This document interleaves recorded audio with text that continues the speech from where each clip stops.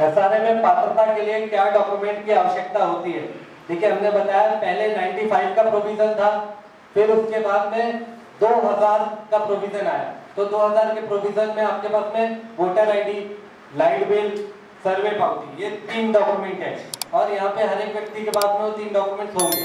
अगर नहीं भी है, किसी ने खरीदी बिक्री कर लिया है, तो उसको भी जो 2000 के पहले जिसका डॉक्यूमेंट था और वो 2005 में खरीदी बिक्री कर रहा है, तो same voter ID, light bill, survey पावती जिससे खरीदी बिक्री किया है उससे लिया है, तो उनकी पात्रता हो जाएगी। अगर फिर भी नहीं हो रहा है तो आप 2011 के जीआर में आराम से बैठोगे, 1/1/2000 के बाद का और 1/1/2011 से पहले का आपके पास में वोटर आईडी और लाइट बिल 2 चीज है, तो आपकी 2011 में पात्रता होगी। बस उसमें क्या है, आपको 2.5 लाख रुपया भरना पड़ेगा।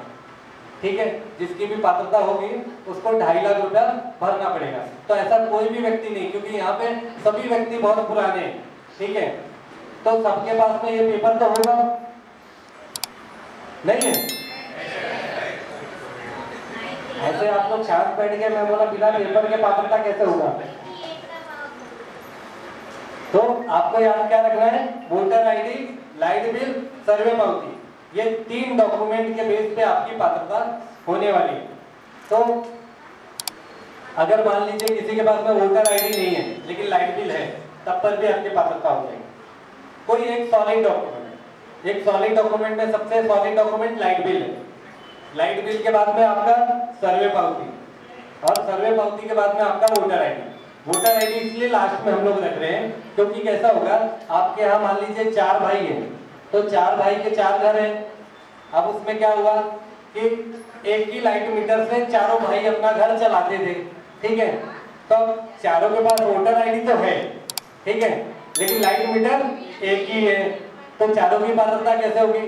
नहीं होगी, क्योंकि वोटर आईडी से, अगर वोटर आईडी 200 आदमी का है घर के, लेकिन उस वोटर आईडी पे एक ही आदमी की पात्रता होगी, चाहे जितनी भी करा लो, लेकिन बाकी 3 भाई कहाँ जाएंगे?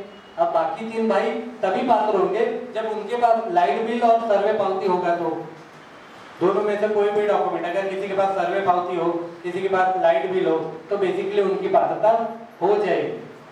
क्योंकि वोटर आईडी क्या होता है, समाविष्ट हो जाता है। वोटर आईडी क्या दिखाता है, अगर मान लीजिए किसी का त1 है, तो त1 में पिताजी का नाम आ गया, फिर उसमें माताजी का नाम आ गया, फिर चारों बेटे का नाम आ गया, फिर नाती पोती का नाम आ गया, तो एक ही स्ट्रक्चर में 12 लोग दिख रहे हैं ना, तो घर तो एक ही लागू होगा ना, क्योंकि वोटर आईडी क्या बता रहा है, एक ही परिवार के 12 सदस्य हैं, तो एक ही व्यक्ति पात्र हो सकता है ना।